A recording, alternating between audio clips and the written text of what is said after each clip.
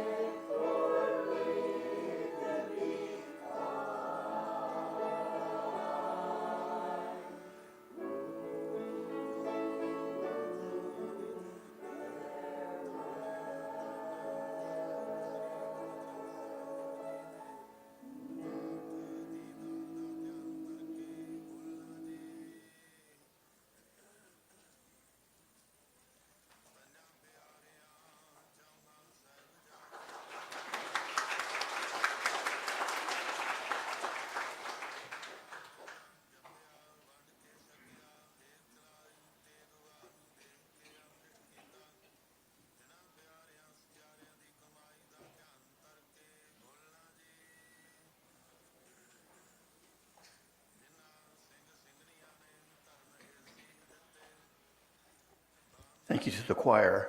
The choir was directed by Mrs. Natsuhiko Ueda and accompanied by Brandy Livingston.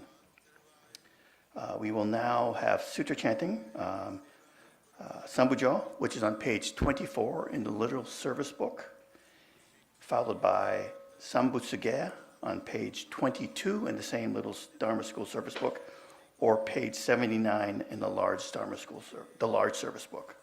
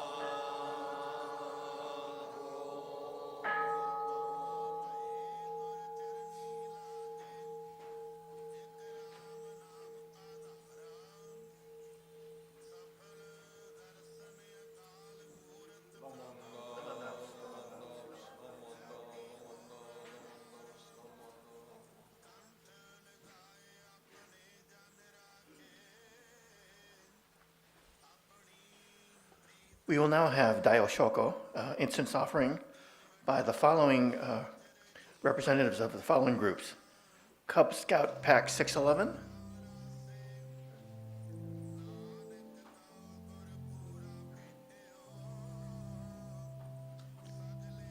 Boy Scout Troop 611,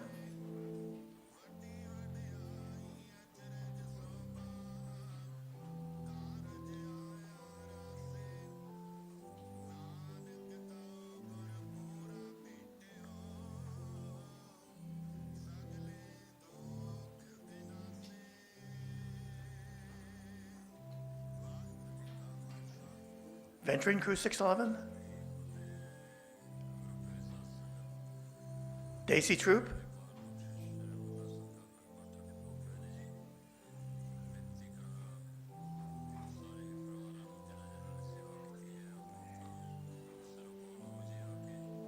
Brownie Troop,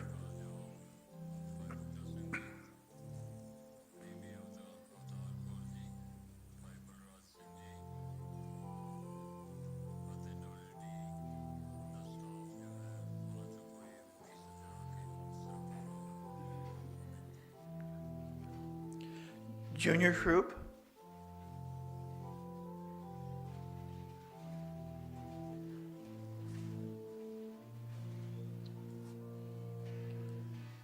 Cadet Troop,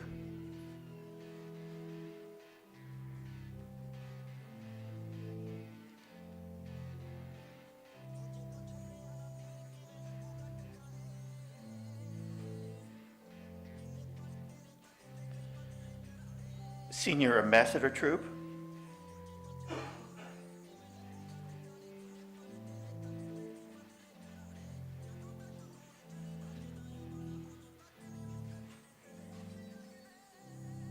Japanese Language School, Lotus Preschool,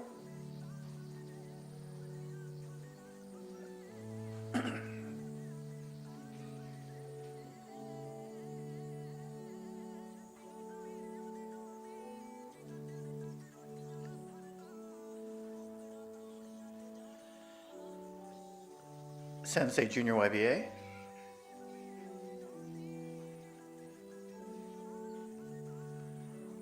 Morgan Hill Dharma School, DSPO, San Jose Dharma School,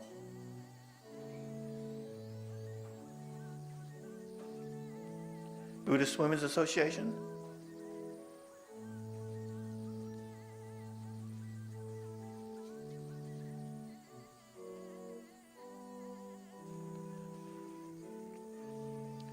Adult Buddhist Association,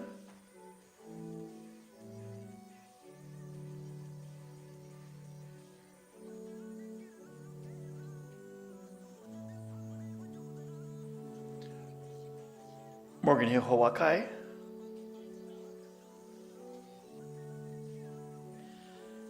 Sensei Betsuin.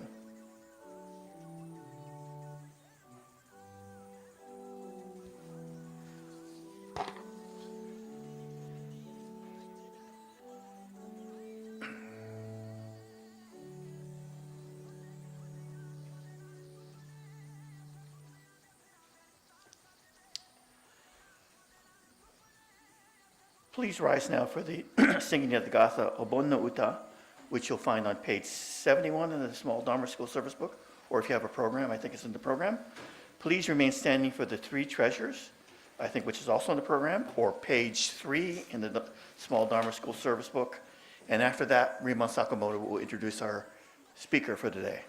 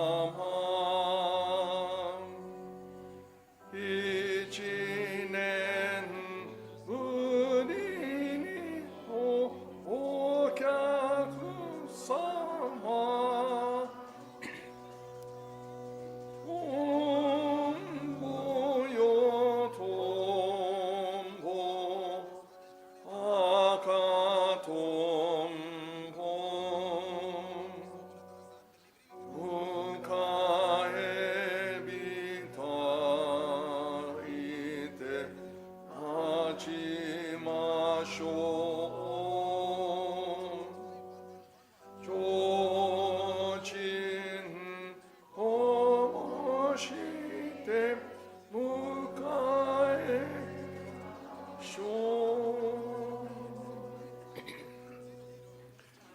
you please join in the reading of the three treasures?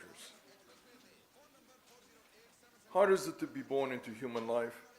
Now we are living it. Difficult is it to hear the teachings of the Blessed One. Now we hear it. If we do not deliver ourselves in the present life, no hope is there that we shall be free from suffering and sorrow in the ocean of birth and death.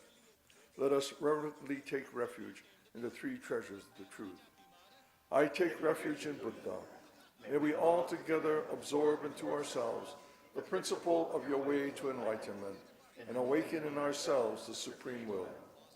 I take refuge in Dharma. May we all together be submerged in the depth of the doctrine and gain wisdom as deep as the ocean.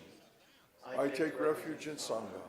May we all together become units in true accord in your life of harmony, in a spirit of universal oneness, freed from the bondage of selfishness. Even through ages of myriads of kalpas, hard is it to hear such an excellent, profound, and wonderful doctrine. Now we are able to hear and receive it. Let us thoroughly understand the true meaning of Tathagata's teaching. Namo Amida Butsu. Namo Amida Butsu. Namo Amida Butsu. Thank you. Please be seated. Good morning, and welcome to this morning's Obon service. Last week was our Obon festival, and the Obon festival, of course, is rooted in our Buddhist tradition, and it comes from a story of one of Shakyamuni Buddha's disciples. And it's good to see all of you here participating in this Obon service, reminding us of this connection that we have, not just with the festival, but with actually the teachings of the Buddha. And we were fortunate this morning to have, as our guest speaker, someone that most of you know because of his family having been a part of the Betsuin for such a long time. When I first met Sensei, which is many years ago, one of the things that he had planned and was doing with some of the students at the Betsuin was a, what is it called, Nembutsu journey? And so he would prepare us, going through several weeks of meetings, going through a process of thinking about what they were about to do. And then we went up into the mountains near, what was that? There's a Zen center up in the hills. But what's the name? Tassajara. Yes, Tassajara. Thank you. You were there. And we would go on this vision quest. I was fortunate. I didn't have to go lug my stuff in along the trail and camp out all by myself over the weekend. We kind of were there to just kind of assist. But these students would go, set up their site, and they would stay there and think about things all alone in the wilderness. It was quite a journey, I know, for many of them who participated in this Nembutsu journey. That's the kind of commitment, dedication, and willingness to involve himself in the teachings of the Buddha, to share with others through not just the way that we were familiar with, but in different ways that might be more in tune with what we were doing and how we live our lives. And so again, we're very fortunate to have Akahoshi Sensei here as our guest speaker this morning. Please listen carefully to his Dharma message.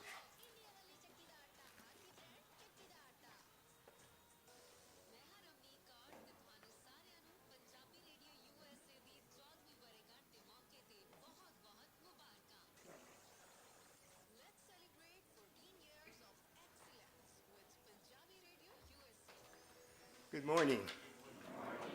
Very nice to be here at the home temple and able to speak to a lot of old friends.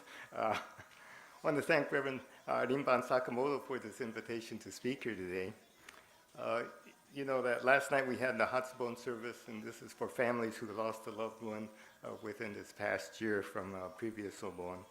And then a week ago we had our Obon Festival, where in San Jose we combined that with a festival for kind of a fundraiser bazaar, where we have our not only odori but games and foods, and invite the public in to enjoy things with us. Now, this is translated sometimes as a gathering of joy, and I think many of you have families like ours, which we now have relatives who are not Japanese, not Buddhist, and are wondering what it is about Buddhism.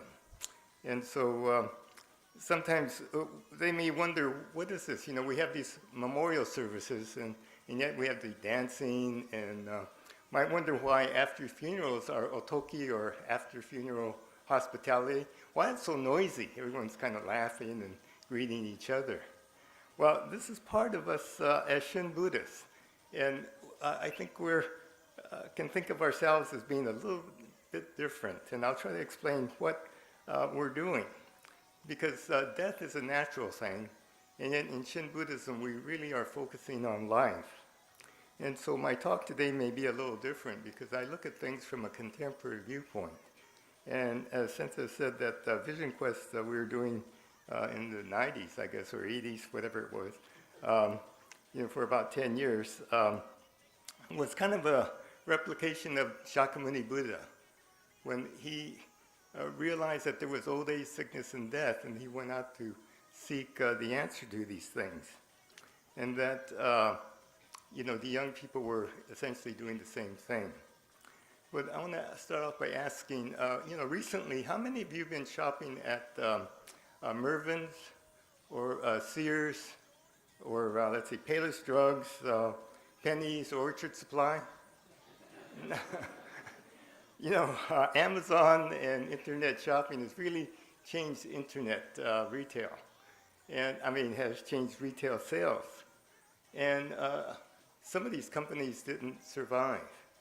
And similarly, our Buddhist temples are experiencing change. And unless we change our attitude and the way we understand this religion, we may follow along with those other companies. And so I'll be presenting a contemporary interpretation of Shin Buddhism. Now, what we're looking at with Obon is the loss of life. But this is when we really start to think about, what life is about, our life. I mentioned last night that my cousin Shigemi, my oldest cousin, passed away a few months ago. And since we've lost all our uncles and aunties, being a cousin, we're the next level. And so we start to think, well, what is life about? And instead of thinking of, Buddhism as our grandfather's religion, some rituals and all, there are things that the Buddha talked about that have kept current. It's been around for 2,600 years in many, many different cultures, because it's always adapted to things. And these memorial services and the rituals we have are not for the departed. They're not rituals for the deceased. They're about us, the living. And this is when we're ready to hear these things, because we realize we can be affected. And I think that's what prompted Shakyamuni at the time, Siddhartha Gautama, to seek what was the truth in life. And unfortunately, Buddhism is hard to understand sometimes. And the reason is there are two big things. One is the difference of culture, Eastern and Western Buddhism, Christianity. And the other thing is the difference of time.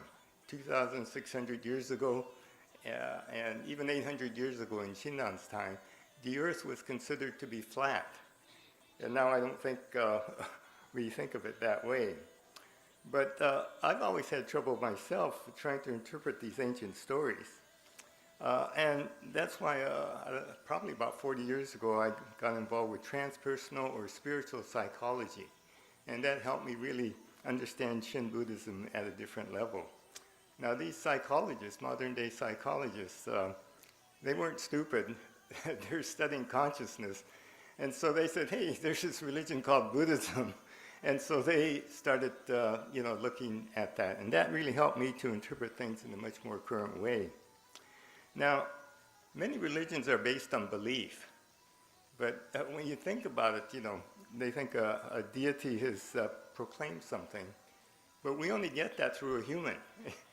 I could say, well, I talked to the Buddha last night and tell you this or that. But what Siddhartha Gautama did when he became enlightened was he was trying to explain the reason that we suffer.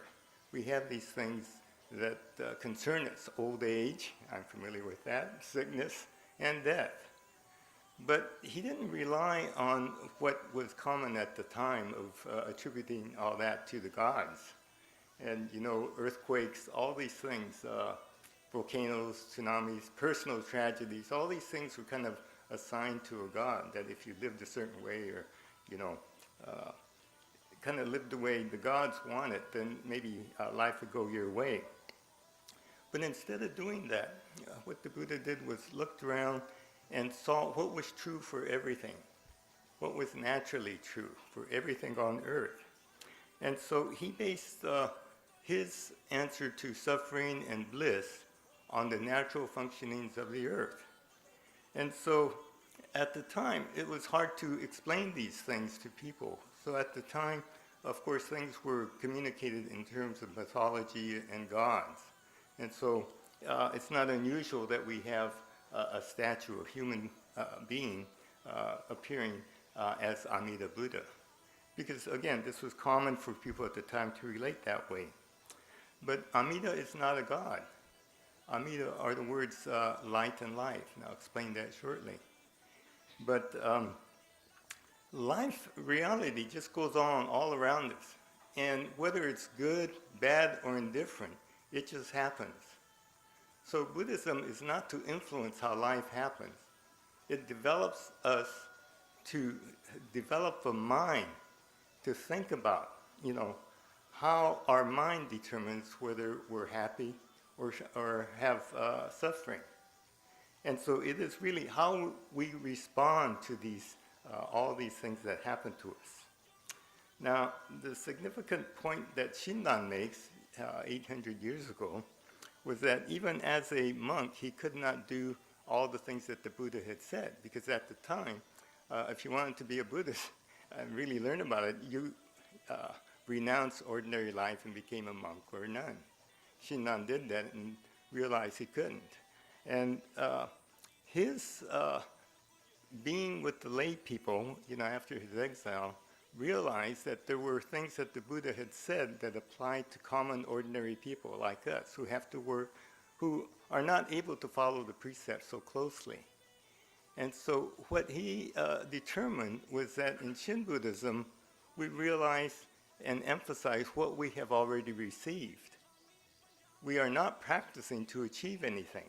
And this is why we have this thing about, no practice. And again, I'll read what Shinran says in his Kyobyo Shinsho, in his preface. How joyous I am, Gutoku Shinran, entrusting myself to the teaching, practice, realization that are the true essence of the Pure Land Way. Here I rejoice in what I have heard and extol what I have received. And it's because Shinran realized that we are receiving so much more than anything we can achieve. And that this is a constant thing, but we may be focused on something else. Now, to get a little bit of picture, we can think about the reality as being the ocean, and that's often given. The ocean has everything in it. And so that kind of represents truth or reality. And we're in a submarine in the ocean. And we look out of a porthole in the front of the submarine, and we think, oh, I know truth because I'm in the ocean and I see it out this porthole.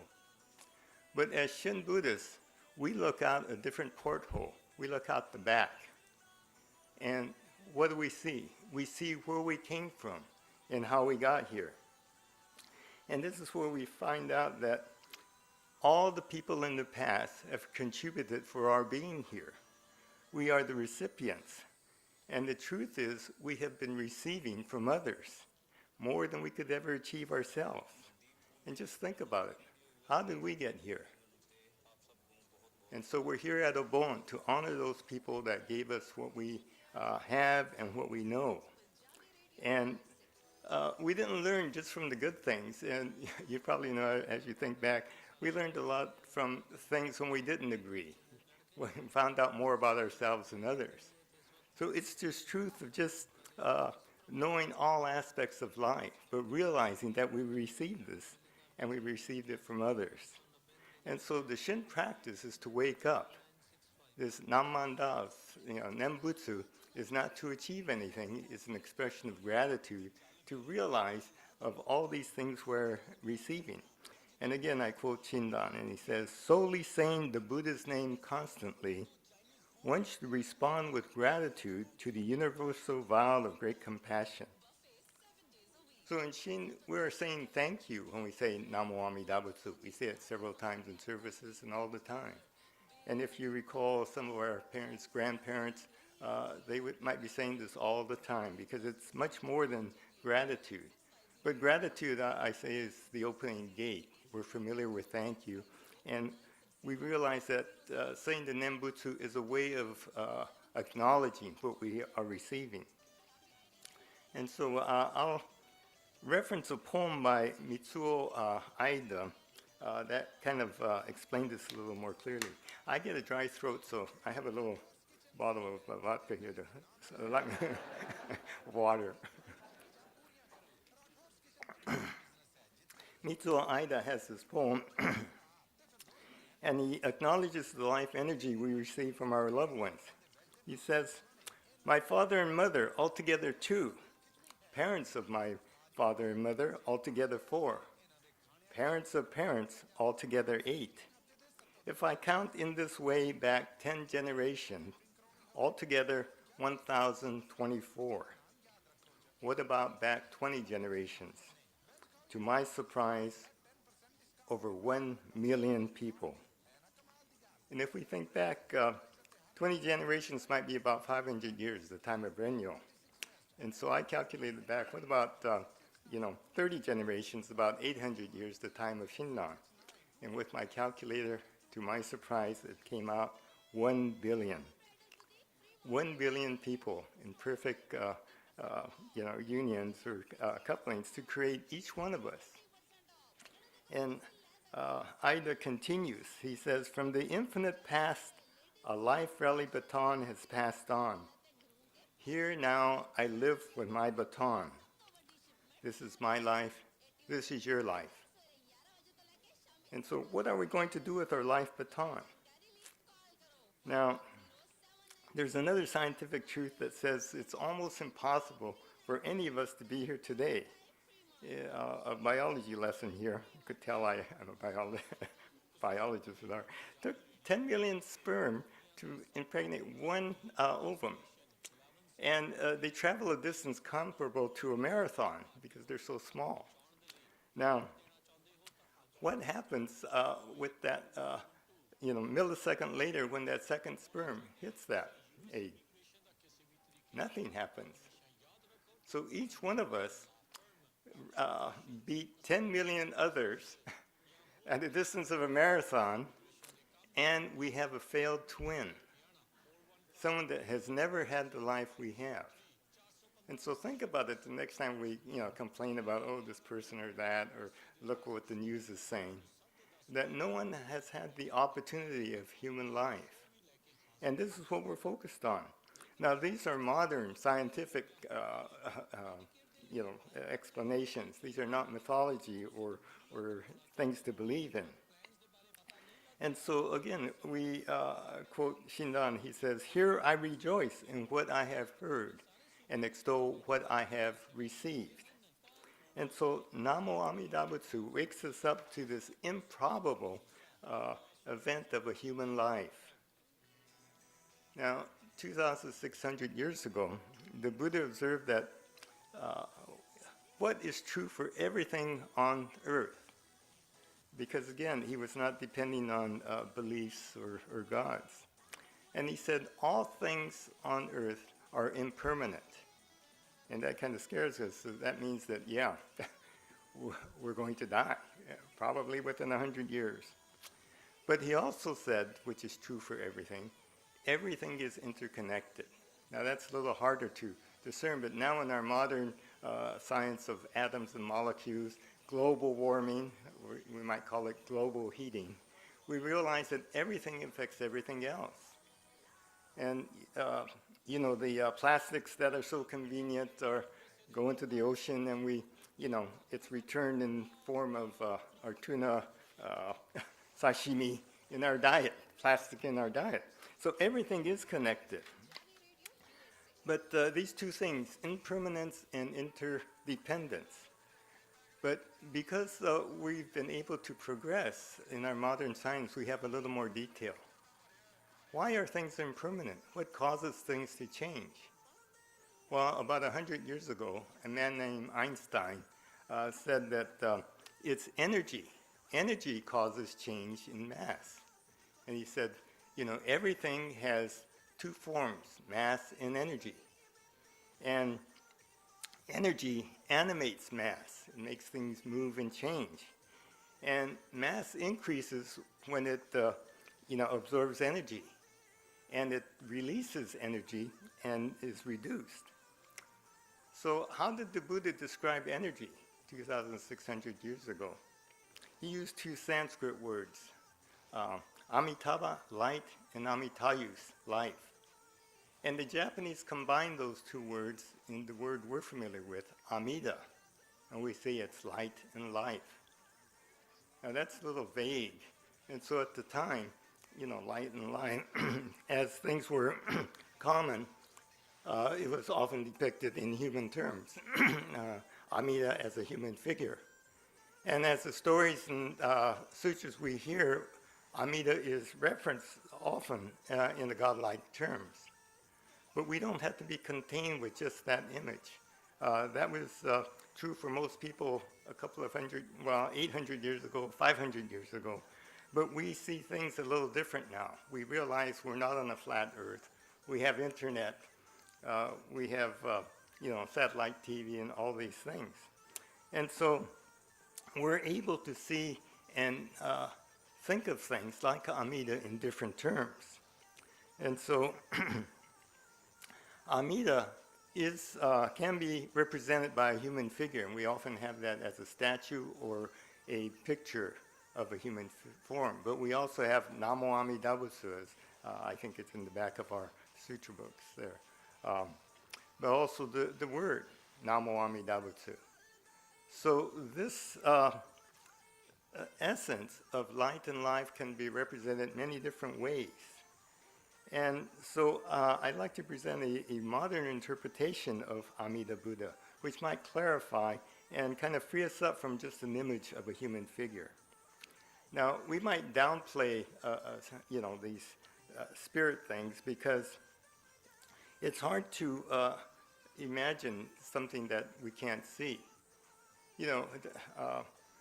When we talk about mass and energy, for humans, we might talk about it in the sense of body and spirit. But spirit has that word, we're not too sure what that means, it's kind of vague. The bodies we know because we can see and we know what that is. To explain it a little bit better, when we burn a tree limb, what happens? We get energy, heat and light. Now, how did that energy get in there? As a seed, the tree seed took in water, light, carbon dioxide, nutrients, and grew to a little tree. And eventually it took in more energy and became a large tree. So when that tree limb is burned, it gives off energy. Now what happens to us humans? Something similar. We start off as little infants. And where do we get our energy? Mother's milk, water, sunlight, all these things. And children grow. And each time I see little kids, the kids I taught in Dharma school who come here with their own children, I see that energy has allowed these little children to grow. But as humans, there's another part where we have consciousness. So we get information, we have feelings, we have education, language, and thoughts. And so our bodies and our minds grow. And we receive this. How? From our parents and the loved ones that we're here to honor today. And so it's this exchange of energy that we're honoring. Now, we're exchanging energy right now because I'm speaking and you have ideas in your head. Some of you may be getting sleepy, so I'll try and rush this. And so it's this continual thing that there's this life energy that we exchange. We're not exchanging body parts. You know, when we dance or play sports, it's not body parts, we're exchanging energy. And so it is this Amida, or life energy, that animates us and animates our body. Now, the Buddha tells us when we, try to enhance ourselves, we have what? Greed, hatred, and ignorance. Now, our whole society is based on selling things so that we can improve our bodies. And so we need to realize that we have this other side of interdependence, spirit. That the more we can think and act on our interdependence, on our spiritual side, the more prone we are to bliss, to happiness. And that's what the Buddhist temple offers. All this information on how to be happy, how to resolve our difficulties. And these are not myths or beliefs. They're, as I try to point out, scientific facts that help us. That it is this spirit that connects us. And so from a Shin point of view, it's spirit, life energy, or Amida that connects us. And we have these rituals and memorial services. And one thing about Shin Buddhism, we wonder why so many memorial services. It's not about the dead. And we're mistaken if we think, oh, that's, our grandparents' religion, that's old rituals. These are current things that all of us need to be aware of. And that when we're aware of the loss of life, we're more prone to listen and listen to the truth, which is sometimes difficult. But I think from Shinnan's point of view, it's for us, the common people, to realize that we're receiving this. And so every year we have Obon that we're reminded of how we got here, all the people who have contributed their efforts for our being here today. Every month we have a Shotsuki service. We don't have that in San Jose, but a lot of temples have, for the month of July, people who passed in that month, people come to the service to remember them. There's this connection. And then we had the first year, third year, 7th, 13th year, and et cetera, 17th year. We wonder why all these services. There's even a 50-year service where most of the people coming to the service from the family don't know who that person was who passed away 50 years ago. And yet, we have these services that remind us of that. Also, some of us go to grave sites, nokotsudo, and bring flowers.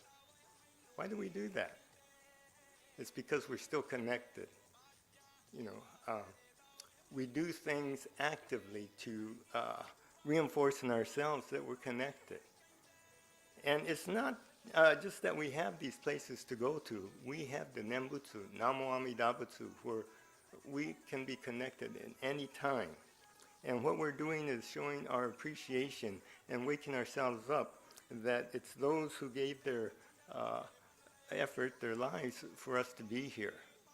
And so this is what Shin Buddhism is about. It's not about an old rituals and things that might seem, rituals that may not seem meaningful. The Buddhist teaching, the Dharma, is true today, and it's based on natural laws. And the beliefs are based on natural laws that function on this earth. And so if you're still unclear on some of this, I have suggested using thank you during the day for everything that we encounter. Light switches, water faucets, driving the car, all these things have been provided to us by others. Sure, there were jobs and people worked and so forth, but it's all for our benefit. And when we have this shift in attitude, we see the abundance of life, and we see how fortunate we are to be born.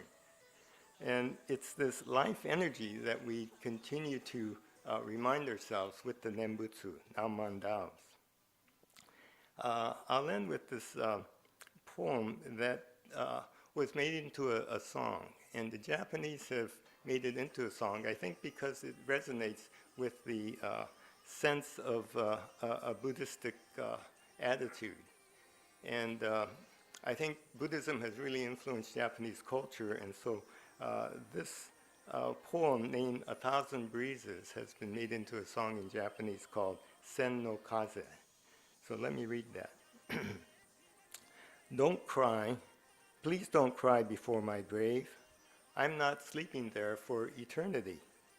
Look, I have become 1,000 breezes circling the world, sparkling like diamonds in the clouds. I'm pouring light on nourishing grains with gentle autumn showers. Look again, I have become 1,000 breezes circling the world. When you wake in the morning, I become a bird flying all around you. At night, a shining star. You are always enveloped by innumerable forms of life. So don't cry for me. Don't cry before my grave. I have become 1,000 breezes, constantly by your side. And this is what we are aware of when we have these memorial services Obon.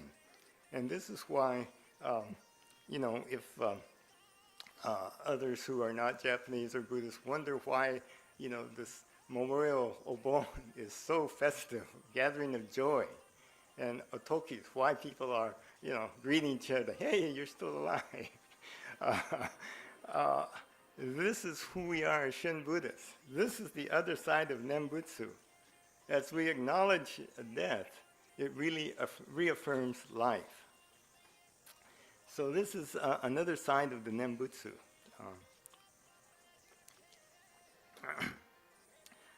The Dharma tells us we are connected to our loved ones, always.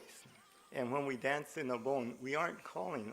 That's often said that we're calling in the spirits of our ancestors. They're always here. Where did they come from? Milpitas? No. Ancestor. This life spirit is always here. It's us who are asleep to that. So anytime you say Namandavs, we are connected. And so you can imagine how it was last week, and we do this every year, at Obon. We're here, the bazaar is going on, taiko drums, you see the lanterns, and we bring back memories of being here with those people who have been with us, who have passed. And, these are the 1,000 breezes. This is the life energy that, we call Amida. And it's an affirmation of life, because against impossible odds, each of us has been born as a human being. And Shin Buddhism especially has ways for us common people to awake to this without being serious meditation students or mindfulness and all that. All we have to think about initially is thank you. It expands much beyond that. P.J. Hirabayashi has created this dance and song called Ei Janaika. And it captures the spirit, I think, of the Issei pioneers who needed something so that they could persevere. And that they toiled in the fields and the mines, railroads, and the fisheries. And in order to do that, to persevere, they did have to work hard, but they had some spirit. And yet they were able to say, with all this hard, barriers they faced, they were able to say, Ei Janaika, ain't life great? And so now our Yonsei and Gosei, young people, are able to respond back, Ei Janaika, Namandav, ain't life great? So this is another aspect of the meaning of Nembutsu, and it's important that we pass this on. I'm writing a book with a contemporary interpretation of Shin Buddhism, and it is being supported by Bishop Harada and former Bishop Eric Matsumoto of Hawaii. So I'll be going to Hawaii in August for, 18 days or so, they're making me work hard. I'm speaking about 18 times. But if you're interested more on this, I'll be doing a 5-day program which can be accessed on the Hawaii Betsuin website, I think on the YouTube. This will be in August. But anyway, so to conclude, I just want to say that the Obon dance, the Obon service, Nembutsu, these are grateful acknowledgments that we are still connected. We're now fortunate at this time to have our own bodies. But we're reinforced that it's not the bodies that are important. It is this interconnection, this life energy, we call it Amida, that connects us all. And we're reminded of that each time we can recite the Nembutsu. So please join me in expressing our deepest appreciation to all those who have given us this gift. Gassho. Namo Amida Butsu. Namo Amida Butsu. Namo Amida Butsu. Namo Amida Butsu.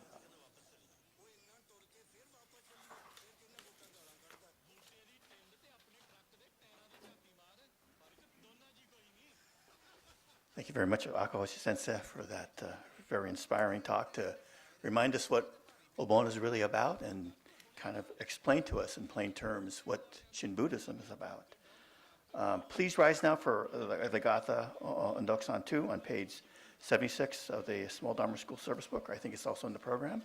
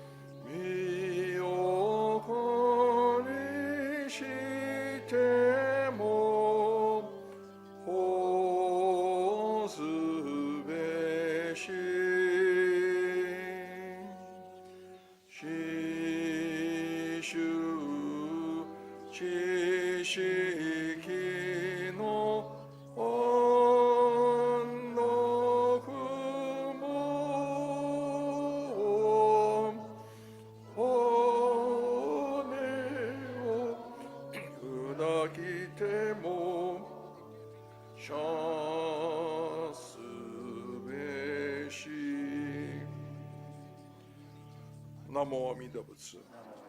Namo Amida Butsu. Namo Amida Butsu. Namo Amida Butsu. Thank you. Please be seated.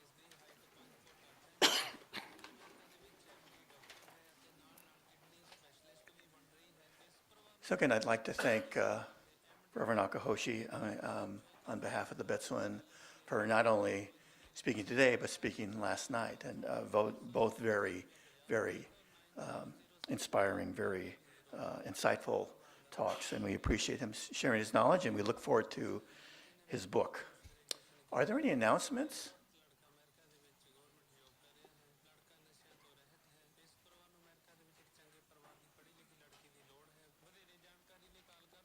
Hello, I'm Phyllis Sugimoto on behalf of the Federation of Buddhist Women's Association.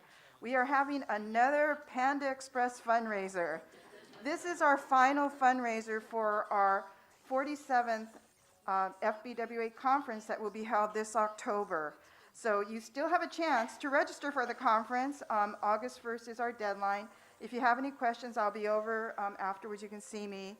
But with regards to the Panda Express fundraiser, it's Friday, August 9th. You have a couple of weeks.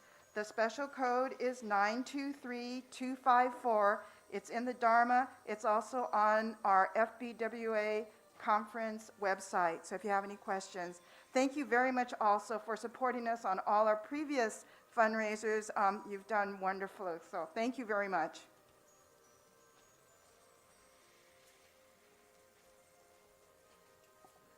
Good morning. On behalf of the Betsuin, I'd like to thank all of you who helped with our Obon Festival last weekend.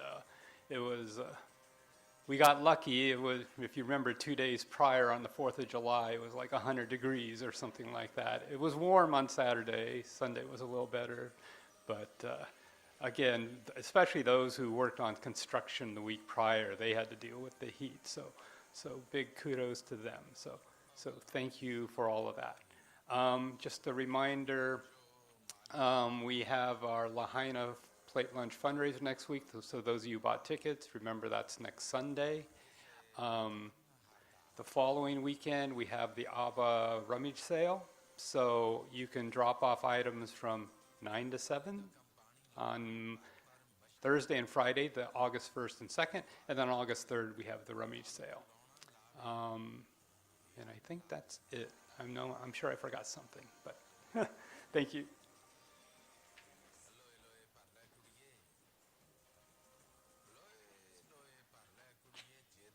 Hi, everybody. I've never spoken up here before, but a couple of things.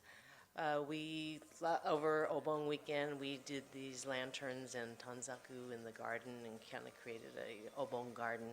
And we will be out in the garden today after service if you want to pick up your lantern or anything, if you did. I don't know if it was really a purchase, but they were given in for donations. So if you want to pick those up, I'll be out there and I can either take them down for you or pick up the lanterns for you. And then also, because I missed the Dharma deadline for the newsletter, I just wanted to make sure everybody knows that this year we are doing a community Keirokai.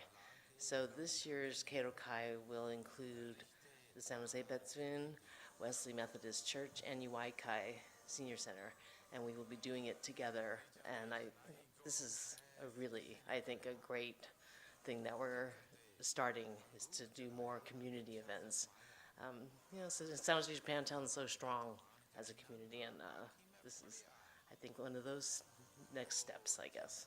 So you should see something in the newsletter in September about Keirokai. All right, thanks. Thank you. If you want to buy one of the plate lunches for the fundraiser for Lahaina, Hongaji, today's the deadline. So you could go into the office, $20, very good. We've had 3 of these. As many of you know, during the Maui fires, the Lahaina Hongaji, our sister temple in Lahaina, was almost totally destroyed. I mean, the hondo is gone, the minister's residence is gone. The 3 things that remained standing were a statue of Shinran. That weekend they were going to have their obon, so their yagura, their tower, survived, and their columbarium survived. So we'll be doing more fundraisers for them because it's going to be a long road for them to recover. So one small thing I'd like to share, I was talking to Mikame Sensei this morning about what did they do for Obon back in Japan? Well, for the temples, the ministers, they go visit every member, and they do like a 20-minute service. They chant like Sanbujo ge or Jusei ge, and then they have tea, and then they go on to the next house. So you can imagine if you have several hundred members, this could take a long time. So if we did that here with 800 members and the distances involved, the ministers would be probably busy for months. So probably one of the reasons why we don't do it here. But you can imagine several hundred members. Some of the larger temples, it's like clockwork. They go from place to place to place, and after having tea, they get tea at each place. So you can imagine what happens when you have that much tea over the course of several days. Anyway, so thank you very much. Thank you for coming today. Thank you to Rinban Sakamoto, Reverend Mikame, Reverend Jones, Reverend Akahoshi, Organist Mako Yoshihara, and AV Tech Mas Nishimura. So please join us for refreshments out in the garden. Janice will be out there if you bought or made a donation and have a tanzaku or a lantern. We will now have closing gassho.